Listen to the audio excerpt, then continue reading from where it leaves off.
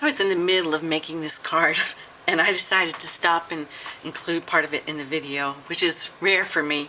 I usually make everything and then remake everything for video. But quick tip here. I am sharing two things about Framelits today. One is that I've used the Secret Garden Framelits for the leaf of this card. And I want to remind you, as just a design tip, to remember to look at your stamps and see what you have to add texture to your punched out or die cut things with Framelits. I just found it was very fun to use the Truly Grateful set using this background stamp to add that little bit of texture to my leaves from the Secret Garden die.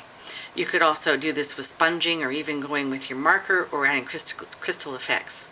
But just a little easy punch with the stamp enabled me to add a little texture to that. The second thing is I've sort of assembled my card, and when I went looking for a sentiment, I decided to use the new flip card Thinlits dies.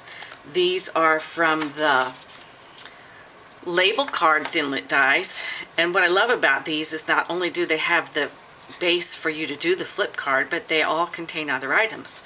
I've gone through and marked mine because they're backwards. This is I love you, and this word here is hi. And I decided to use this hi for my card today. And it's really rather easy to die cut with these.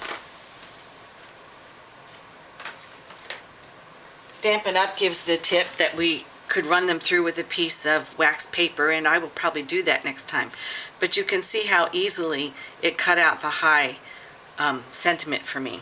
And since I think this card needs a little pop of black, I also got the idea this time to use the negative space, and I'm going to show you how I'm going to do that. First of all, I sort of have my items of my card lined up here, but nothing is adhered. I wanted to get an idea where my flowers and things were going to go. And then this white piece is where I'm interested in placing the sentiment. So I've used the negative space to sort of play around and place the sentiment where I'm going to want it to be on the card. And I'm going to also make sure it's lined up rather straight as I can get it. This isn't a straight word, so that's a little bit easier said, really, and easier done because of that. Okay, so now I know this is where I'm going to want to cut out the hi from this white piece. And so I'm going to go ahead and place the framelit over top and just match the place where it was already cut out with my white cardstock. And then moving everything aside, I am going to run that through the Big Shot. And again, I don't happen to have wax paper handy, but I will next time, and you can too. And I'm just, again, I'm feeling the groove where that is and making sure it stays kind of lined up where I wanted it. And I'm going to run it through the Big Shot.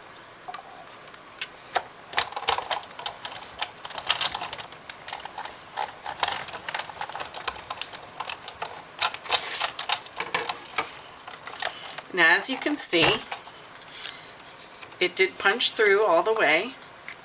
And now I'm just going to take off this layer. Oops, I don't like the black there, however. And I'm going to go ahead and punch out the letters carefully as I can. And you know what I think? I think I'm going to run it through again. Do you know how much experimentation there is in this sometimes? Okay, so I'm lining up the hi carefully again. Actually, I'm going to skip that and just put this back on my piece and line it up. I can again feel the grooves.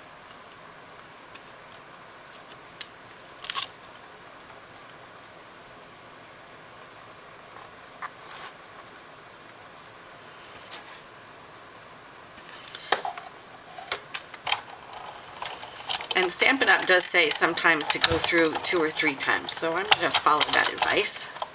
Do it once more.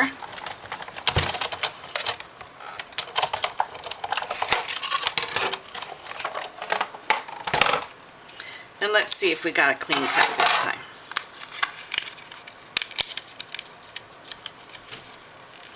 I always carefully punch out the larger parts that I'm able to. And then as I get a grab on it, I can get the smaller parts. And I'm not actually using that die. I'm using the negative.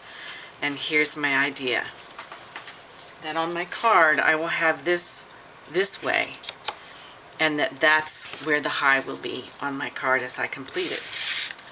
So I will have a picture of the completed card for you, but I wanted you to just see how easy it was to use this to get the negative space. I hope you'll give it a try. Visit me again. I'm Cindy Beach at stampspaperinink.typepad.com.